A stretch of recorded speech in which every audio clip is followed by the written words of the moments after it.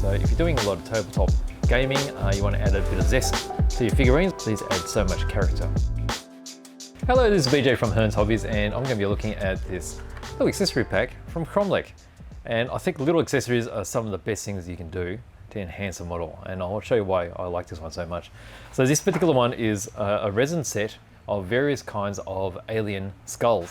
Now, human skulls are already pretty funky, but these are really interesting. So if you're doing a lot of tabletop gaming, you want to add a bit of zest to your figurines, or you're even just doing war gaming figures just for the fun of it, these add so much character. All right, so let's have a close look in the top camera. Okay, so you've got this nice little blister pack which protects all the resin while it's traveling from Europe. And you've got 3 sets of resin in there, which I'm going to open up. Now, if you're not familiar with resin actually holds much sharper surface detail than injection molded plastic. And that's simply because resin is quite a solid material, and they're cast in flexible molds. So that means the mold can actually have undercut detail and then be able to be flexed out without any trouble. And that's something that you can't do with injection molding, because injection molding you can't do undercuts. If it's got an undercut, it'll pull the plastic apart.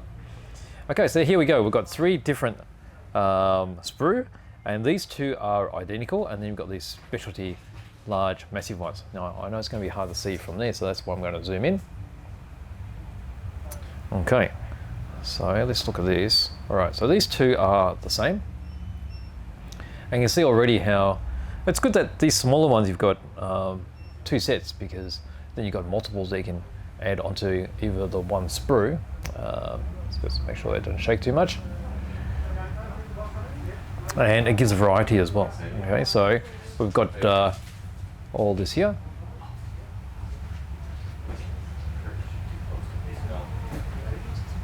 See how this one's got the really massive jaw? So they're humanoid-ish, but you can see how different they are, that they're called alien. Okay, so you've got various sizes, the proportions are all different, makes them look really interesting. Okay, so and apart from that, push those aside, we've got this set here of these massive alien skulls. And these are very sort of Geiger style alien skulls. Really sharp teeth, quite angry looking.